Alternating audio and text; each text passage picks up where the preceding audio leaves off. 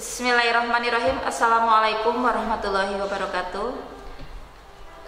Selamat bertemu kembali anak-anak dengan Ibu dalam pembelajaran daring ini. Kita dalam pembelajaran daring melalui video pembelajaran, dan mudah-mudahan kita semuanya dalam keadaan sehat walafiat, dan tetaplah kalian di rumah menjadi anak yang soleh dan soleha dan berbakti kepada orang tua, dan jangan lupa kerjakan tugas dari guru. Dan pada kesempatan kali ini kita akan membahas tentang pembelajaran yaitu khutbah, tablik, dan dakwah. Yang pertama, apa ya tugas kita sebagai khairul ummah, ya, yaitu tugasnya adalah khutbah, tablik, dan dakwah. Dan kadeknya, ya, kompetensi dasar yang akan kita pelajari pada pertemuan kali ini yaitu menganalisis pelaksanaan khutbah, tablik, dan dakwah. Sedangkan tujuan pembelajarannya yaitu peserta didik setelah mengikuti pembelajaran diharapkan dapat menjelaskan pengertian khutbah, tablik, dan dakwah, dan mempraktikkan atau membiasakan kegiatan khutbah, tablik, dan dakwah dalam kehidupan sehari-hari sesuai dengan ketentuan syariat Islam. Yang akan kita lihat peta konsepnya bahwasannya yaitu menebar Islam dengan santun dan damai melalui khutbah, tablik, dan dakwah. Yang pertama yang akan kita bahas adalah khutbah. Kita lihat gambarnya, ada gambar khatib sedang memberikan khutbah. Yang kedua yang akan kita bahas nanti adalah tablik, dan kemudian yang ketiga adalah dakwah. Baiklah anak-anak, yang pertama kita akan membahas tentang khutbah. Apa itu yang terdapat pada bahasan khutbah? Yang pertama, ada pengertian khutbah, ada syarat, ada rukun, dan ada sunnah khutbah. Yang pertama akan kita bahas yaitu tentang pengertian khutbah. Khutbah secara bahasa berasal dari kata khotoba yakhtubu khutbatan, yang berarti adalah berbicara, ceramah, nasihat, atau berpidato. Dan secara istilah, khutbah berarti kegiatan ceramah kepada sejumlah orang Islam dengan syarat dan rukun tertentu yang berkaitan langsung dengan keabsahan atau kesunahan suatu ibadah. Dan orang yang memberikan khutbah disebut sebagai khatib. Dalam Al-Quran, surat Ali Imran ayat 110, Allah Subhanahu wa ta'ala berfirman, A'udzu billahi minasyaitonir rajim. Bismillahirrahmanirrahim. Kuntum khairu ummatin ukhrijat lin-nasi ta'muruna bil ma'rufi wa tanhauna 'anil munkari wa tu'minuna billah. Walau amana ahlul kitabi lakana khairan lahum minhumul mu'minuna wa aktsarhumul fasiqun. Shadaqallahu adzim. Yang artinya, kamu adalah umat yang terbaik yang dilahirkan untuk manusia, menyuruh kepada yang ma'ruf dan mencegah dari yang munkar, dan beriman kepada Allah. Sekiranya ahli kitab beriman, tentulah itu lebih baik bagi mereka. Di antara mereka ada orang yang beriman, dan kebanyakan mereka adalah orang-orang yang fasik.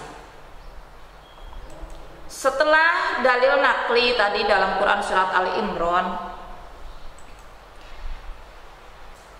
terdapat macam-macam khutbah. Seperti kita ketahui, kita sering dengar khutbah pada hari Jumat, yaitu ada yang disebut dengan khutbah Jumat, di mana pembagian macam-macam khutbahnya di situ. Khutbah Jumat termasuk ke dalam khutbah yang dilakukan sebelum sholat. Yang kedua yaitu khutbah yang dilakukan sesudah sholat, di antaranya yaitu pada saat khutbah sholat Idain, yaitu Idul Adha, Idul Fitri, ya. Kemudian ada sholat khusuf, gerhana bulan, dan khusuf, gerhana matahari. Kemudian khutbah pada saat pelaksanaan ibadah haji yang disebut dengan khutbah wukuf. Dan setelah khutbah yang ketiga, ya, yaitu khutbah yang dilakukan tidak ada kaitannya dengan sholat, yaitu pada saat khutbah pernikahan. Tentunya ketika kita menghadiri acara pernikahan, kita sering mendengarkan khutbah yang dibacakan oleh Bapak Naib ataupun khotib yang berlaku pada saat itu, yang bacakannya pada saat itu. Kemudian setelah macam-macam khutbah, ya, dalam khutbah terdapat ada 2 macam syarat, yaitu syarat menjadi khotib dan syarat dalam khutbah 2 atau 2 khutbah. Yang pertama, syarat menjadi seorang khotib, yaitu Islam, baligh, dan berakal sehat. Artinya harus orang Islam, harus yang sudah dewasa dan berakal sehat atau tidak gila. Yang kedua, mengetahui syarat dan rukun khutbah, karena khutbah merupakan bagian dari rangkaian ibadah sholat Jumat.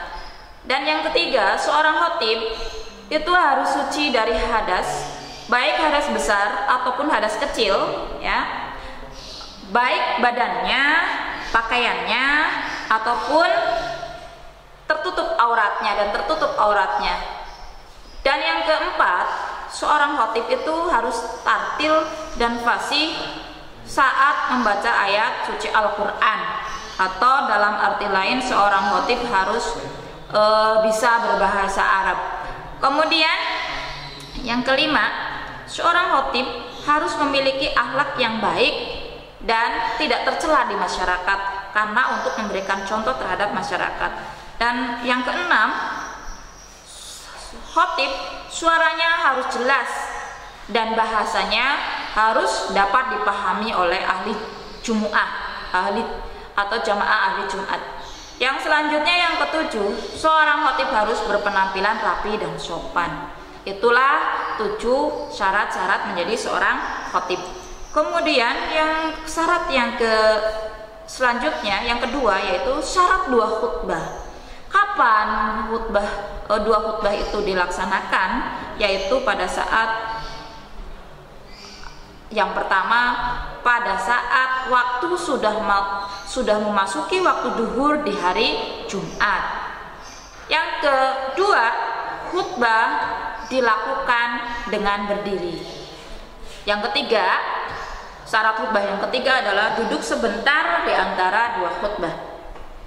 Dan yang keempat, syarat yang keempat, suara khutbah harus jelas dan dapat didengar oleh jemaah. Yang kelima, harus tertib. Pada saat khutbah harus tertib, yakni dimulai dengan khutbah yang pertama dan dilanjutkan dengan khutbah yang kedua. Itulah syarat 2 khutbah. Setelah syarat 2 khutbah, dalam khutbah terdapat rukun khutbah. Apa itu rukun? Rukun itu adalah hal-hal yang harus dilaksanakan pada saat kegiatan ibadah. Apabila tidak dilakukan salah satu rukun, ya, maka menjadi tidak sahnya ibadah. Berarti kalau dalam rukun khutbah, apabila salah satunya tidak terbacakan pada saat khutbah, maka tidak sah khutbahnya. Rukun khutbah yang pertama yaitu membaca hamdalah. Tentunya kita sering mendengar bahwasannya ada kalimat alhamdulillahilladzi khalaqa ma fis samawati wa ma fil ard. Nah, itu bagian dari bacaan hamdalah dan merupakan rukun khutbah yang pertama.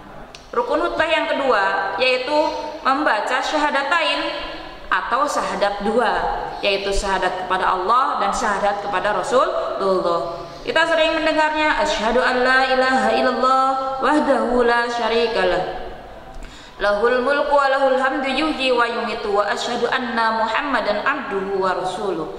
Itu rukun khutbah yang kedua. Kemudian rukun khutbah yang ketiga adalah berwasiat membaca sholawat. Membaca sholawat kita juga sering mendengarkan ketika khutbah. Ada Allahumma sholli wa sallim ala Muhammadin rasulil amin wa ala alihi wa sahbihi wa man tabi'ahum bi ihsan. Nah, ilalihun. Itu bacaan sholawat terhadap Nabi Muhammad Shallallahu Alaihi Wasallam. Kemudian yang keempat yaitu rukun khutbah yang keempat, berwasiat takwa. Dalam khutbah kita anak-anakku khususnya laki-laki pasti sering mendengarkan ada kalimat usikum wa nafsi bitaqwallah faqad fazal muttaqun. Nah, kalian kan sering mendengar itu. Itu yang disebut dengan kalimat yang menunjukkan untuk perintah bertakwa. Selanjutnya setelah berwasiat takwa, rukun khutbah yang kelima adalah membaca ayat Al-Quran. Membaca ayat Al-Quran minimnya satu ayat, ya, minimal satu ayat. Contoh, misalkan a'udzubillahi minasyaitonirrajim. Fa idza qudiyatis sholati fantashiru fil ard wabtaghu min fadlillahi wadhkurullaha katsiran la'allakum tuflihun. Nah, itu contohnya Quran surat Al-Jumu'ah, ya. Kemudian rukun khutbah yang terakhir, ini yang sering kalian tunggu-tunggu kalau pelaksanaan sholat Jumat, khususnya ya laki-laki, anak-anak ibu yang laki-laki, yaitu ketika mendengarkan kata Allahumma gfir lil muslimina wal mu'minat wal muslimina wal muslimat al ahya'i minhum wal amwat. Nah, itu merupakan rukun khutbah yang keenam. Jadi itu semuanya, rukun khutbah itu semuanya harus dibaca pada saat khatib menyampaikan khutbahnya. Jadi dari sini anak-anakku mudah-mudahan bisa memahaminya tentang syarat dan rukun khutbah. Kemudian setelah ada syarat dan rukun khutbah, anak-anakku terdapat sunnah-sunnah dalam khutbah. Apa saja sunnah-sunnahnya? Yang pertama adalah mengucapkan salam. Nah, ketika khatib berdiri pasti mengucapkan salam. Itu termasuk ke dalam amalan sunnah khutbah. Yang kedua, disampaikan di atas mimbar. Nah, ketika khatib selalu berpidato selalu di atas mimbar. Kemudian yang ketiganya harus sistematis, terarah, jelas dalam pembuatan teks khutbahnya. Dan yang keempatnya, khutbah jangan terlalu panjang, ya. Disunahkan khutbah tidak terlalu panjang, tapi tidak boleh lebih pendek daripada sholatnya. Nah, yang kemudian setelah itu yaitu ketika khatib sedang duduk di antara dua khutbah, maka disunahkan juga membaca Quran surat Al-Ikhlas. Dan yang terakhir, menertibkan rukun khutbah. Jadi tadi dari bacaan dari atas, dari membaca hamdalah sampai doa, ya, tadi itu harus berurutan. Setelah kita membahas itulah tadi tentang bahasan tentang khutbah. Yang selanjutnya yang kedua adalah tablik. Apa itu tablik? Ya. Tablik secara bahasa berasal dari kata balagha yuballighu tablighun, yang artinya adalah menyampaikan.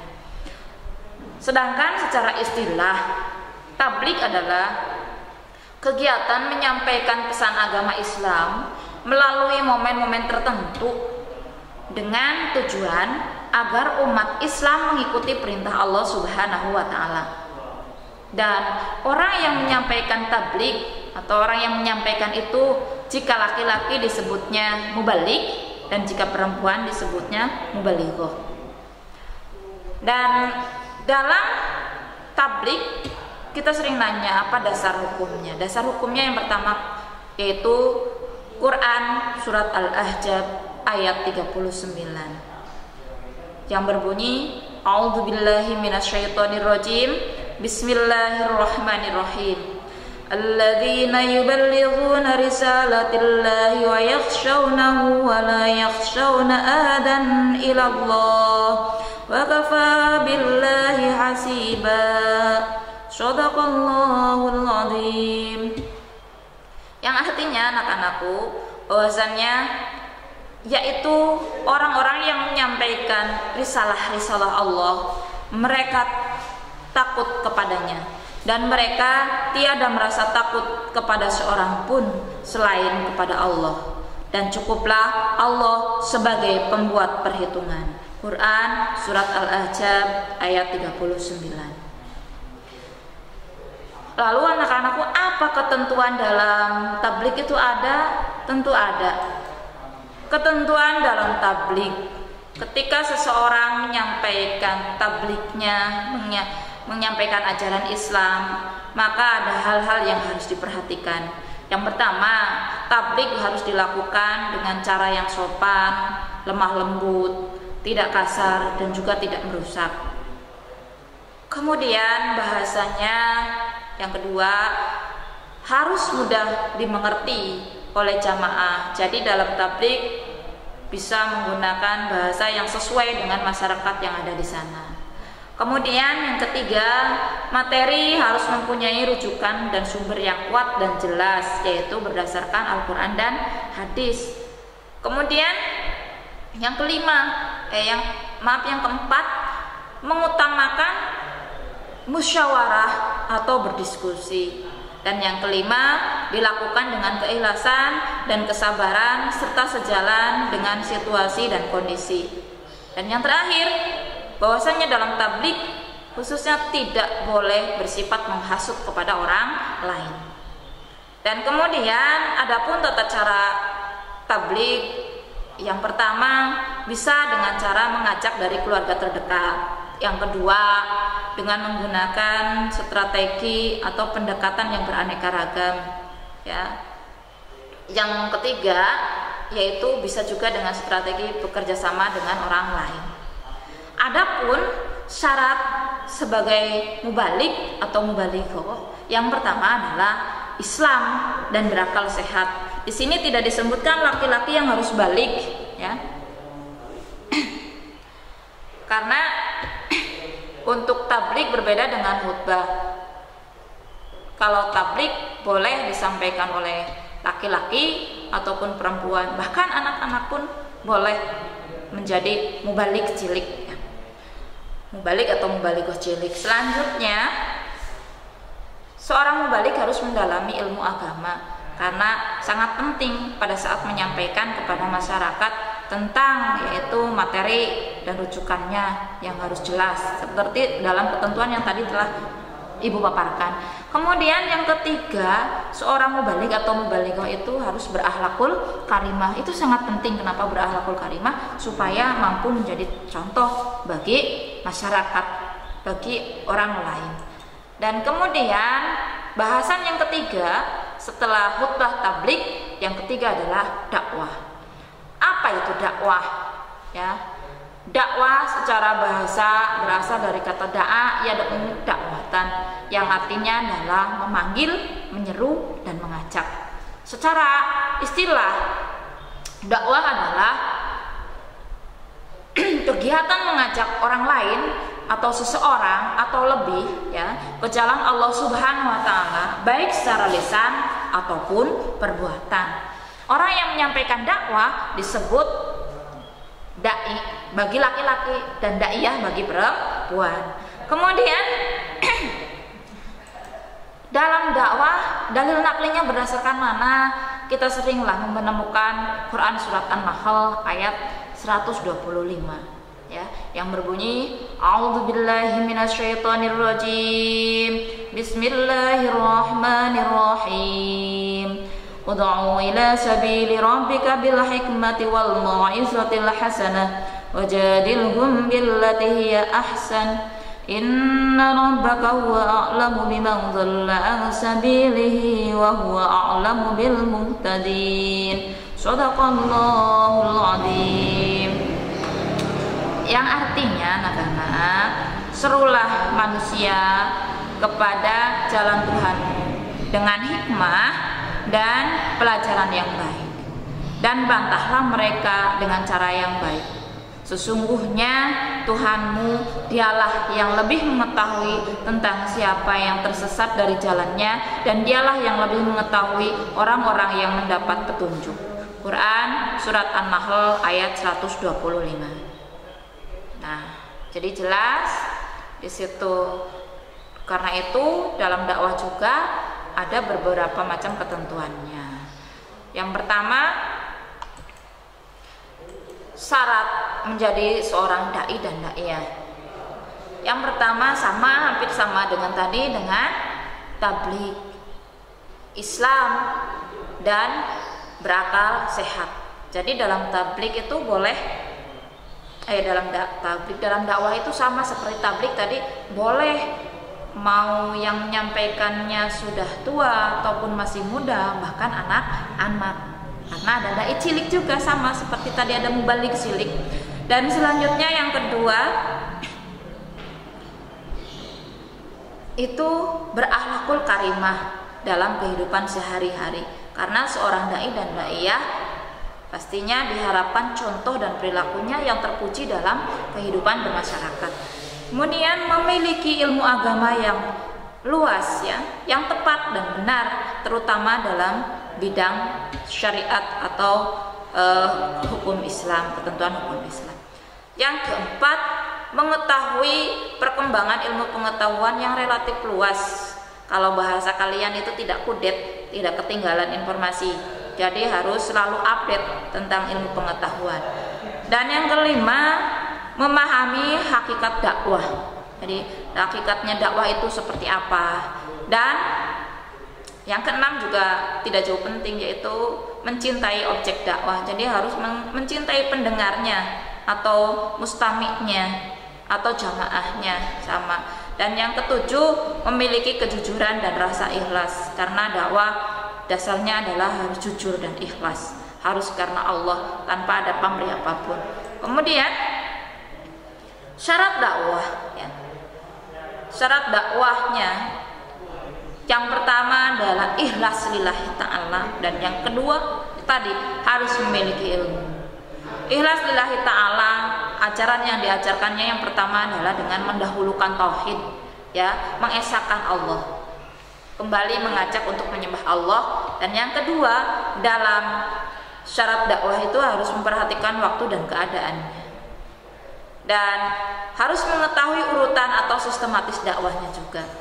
Setelah itu mampu memanfaatkan berbagai macam kesempatan dan momen-momen tertentu. Ada momen-momen misalkan sama kayak tabligh, ada saat muludan, rajaban gitu kita dalam kehidupan sehari-hari. Nah, ataupun halal bihalal dan lain-lainnya. Selanjutnya, dalam dakwah jangan lupa harus diperhatikan orang yang didakwahinya, apa latar belakangnya. Ketika dalam berpidato, misalkan dalam berdakwah, seorang siswa berarti harus disesuaikan dengan keadaan siswa di sekolah, ataupun di masyarakat berarti harus disesuaikan dengan kultur masyarakatnya.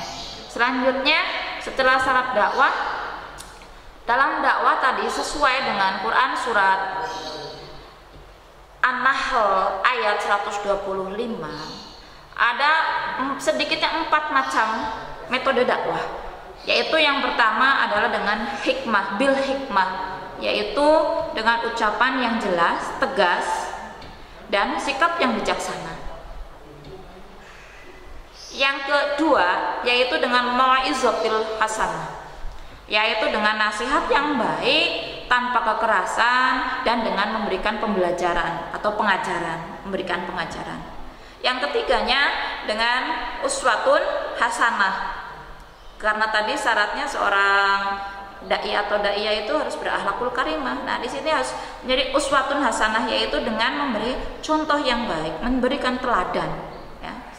Dan yang keempat, metode dakwah yang keempat adalah dengan mujadalah billati ya ahsan, yaitu dengan diskusi atau tukar pikiran yang dinamis, santun, menghargai, dan tidak memaksakan pendapat terhadap orang lain, dan pendapat orang lain pun dihargai.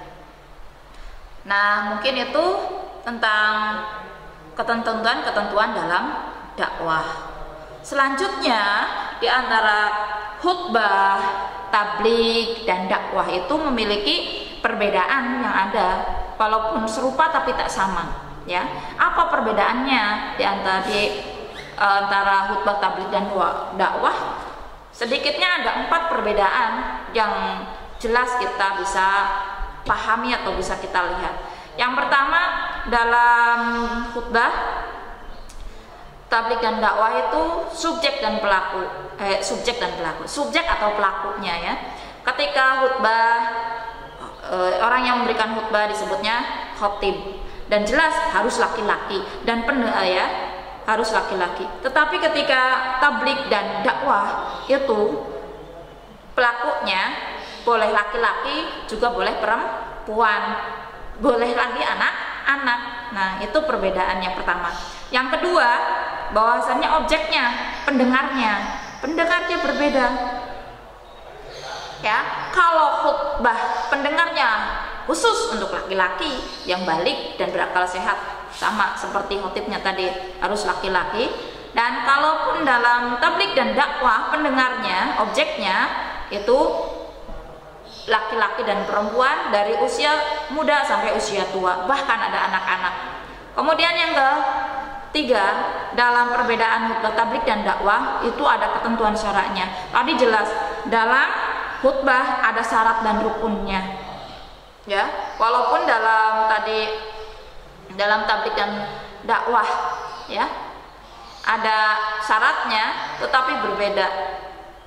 Khutbah ada perbedaannya, yaitu terdapat rukun dan sunnahnya. Nah, kemudian yang keempat adalah waktu dan tempat. Ya. Kalau khutbah sudah jelas waktu dan tempatnya, waktunya duhur, tempatnya di masjid, harus di masjid. Nah, tetapi ketika tabligh dan dakwah waktunya bebas, bisa kapan saja, ya. Dan tempatnya pun bebas, tidak terpaku di masjid saja, tetapi bisa di lapangan ya, bisa di ruangan, bisa melalui media sosial, itu banyak perbedaannya. Bisa juga melalui radio dan lain-lain. Kemudian setelah ada perbedaan, pasti ada persamaan tentunya. Apa persamaannya? Yaitu persamaan khutbah, tabligh, dan dakwah. Yang pertama yaitu satu, sama-sama menyeru, ya, memanggil untuk mengerjakan amar ma'ruf nahi munkar. Dan yang kedua, sama-sama mengajak amar ma'ruf nahi munkar. Yang ketiga, sama-sama mengingatkan. Yang keempat, ya, sama-sama memberi kabar. Tadi memberi kabar baik dan kabar buruk. Di mana dalam kehidupan nanti, setelah kehidupan di dunia, di akhirat ada kehidupan yang disebut dengan kehidupan akhirat. Di mana orang yang mengerjakan amal soleh dan berbuat baik, beriman dan beramal soleh, maka kabar gembiranya akan diberikan pahala berupa surga. Sedangkan kebalikannya, siapa yang berbuat munkar, berbuat kejahatan, maka di akhirat ada balasannya, yaitu neraka. Dan hikmah dari khutbah, tabligh, dan dakwah yang pertama adalah meningkatkan keimanan dan ketakwaan kepada Allah Subhanahu wa taala. Yakin setelah kita mendengarkan tausiah ya, atau mendengarkan ceramah, mudah-mudahan kita bisa kembali ya, meningkatkan keimanan dan ketakwaan kita kepada Allah. Dan yang terakhir yaitu meningkatkan ukhuwah Islamiyah, watoniyah, dan basyariyah, yaitu ukhuwah Islam, persaudaraan sesama Islam, persaudaraan bernegara, dan persaudaraan sesama manusia. Dan alhamdulillah pertemuan kali ini sudah selesai. Mudah-mudahan apa yang Ibu sampaikan saat ini banyak manfaatnya, dan mudah-mudahan tetap sehat anak-anakku semuanya. Kita tutup pertemuan kali ini dengan doa tutup majelis, yaitu Subhanaka Allahumma wa bihamdika asyhadu an la ilaha illa anta astaghfiruka wa atubu ilaik. Ingat anak-anakku, khairul ashabi may yadulluka alal khairin, yang artinya sebaik-baiknya teman atau sahabat adalah yang menunjukkan kamu kepada kebaikan. Sampai bertemu kembali di lain kesempatan. Syukron. Wassalamualaikum warahmatullahi wabarakatuh.